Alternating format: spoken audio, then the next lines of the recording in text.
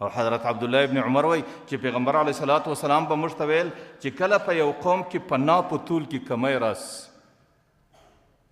بیا الله تعالی پر هغې باندې حاکمان ظالمان مسلط کوي.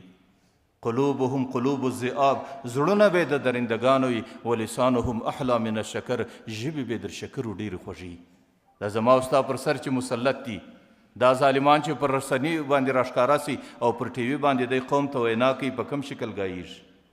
لیکن په باطن کې هغه ظالم دی چې په خدای کې یا زما پر دین سرپه لري، یا زما پر قرآن سرپه لري، یا زما پر اسلام سرپه لري، یا زما پر ناموس سرپه لري، یا زما پر رس سرپه لري، یا زما د بچي د خولې پر ګوله باندې سرپه لري.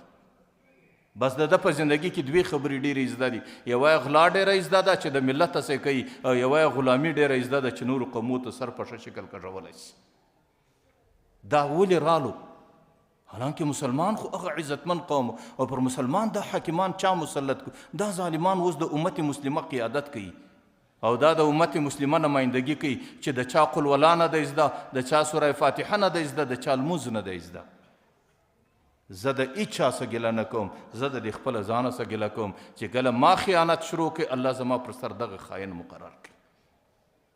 زه ډېر ځله وایم دا حاکمان په اسمانو کې ټاکل کیږي، دا په وټو باندې نه ټاکل کیږي، دا د الله په اسماني مجلسو کې ټاکل کیږي.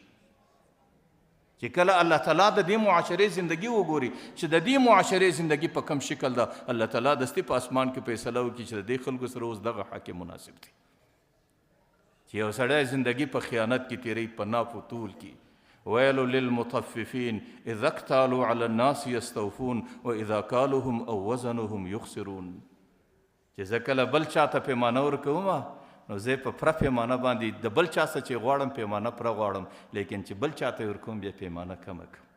تاسو زما خبره بده مه محسوسوئ. برای یو سړی ما سره ټلیفون کوي، مولوي صاحب زموږ د تیلو کاروبار دی، په موږ کې په 100 کې 99 پیسه د دا خیانت روان دی، چې هلته په کومه پیمانه کوو، دلته په هغه پیمانه نه ورکوو.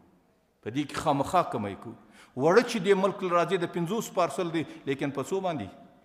تاسو یې تول کې په څو کې؟ هر شی مې دا رقم دی. زه کله کله ورسم دا بازار له دا کوچني ماشومان چې پټاټې خرڅوي، نو چې ویې ګورې دا کڅوړه دی پر سر باندې دا غټې پټاټې ایښي، په پای کې کوچنۍ ورشي، ځان د دا کم نصیبه ده قدر دوکه په وسه پره ده. بس ته په دې ښار کې یو کاټن د سیبو رانسه، پر سر یې څنګه پوي، په پای کې څنګه وي، د دې بس دغونه په وسه پره ده. نن چې دغه د خیانت کمال د چا زده وي، تاسو ورسئ په باغو کې، هغو ته در دې نورو ډېره تنخوا ورکوي. ولې دی خیانت په ښه شکل کولی سي، دی یې هغه کوچني و بېکاره په پای کې ښه وډلی سي، او خلک ښه خطا ایستلی سي، هغه ښه و غټې پر سر ښه ور وډلی سي چې د مسلمان په سترګو کې خارې ور واچي.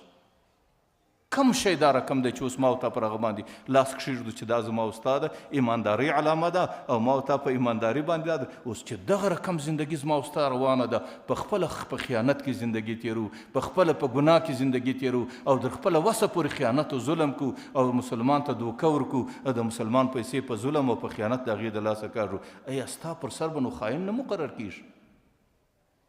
پر هر کوچني خاین باندې لوی خاین مقرر کیږي. نو پیغمبر علیه صلات وسلام وایي چې زما په امت کې ناپ و تول کمی راسي، الله تعالی د هغې پر سر باندې حاکمان دغه رقم مقرروي لکه نن چې زما او ستا پر سر باندې مقرر دي.